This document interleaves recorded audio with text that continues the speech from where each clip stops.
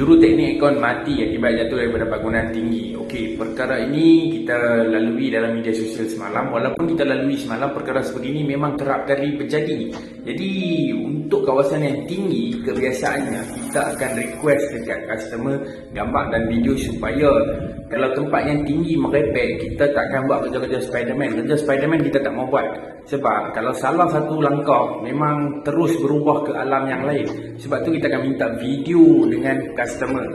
Tapi tak semua yang faham perkara ni. Yang dia tahu, dia punya masalah selesai. Oleh kerana masalah dia nak selesai, kita tak boleh memperjudikan nyawa juruteknik kita. Okey, so sebab tu kita akan minta gambar dan video semualah.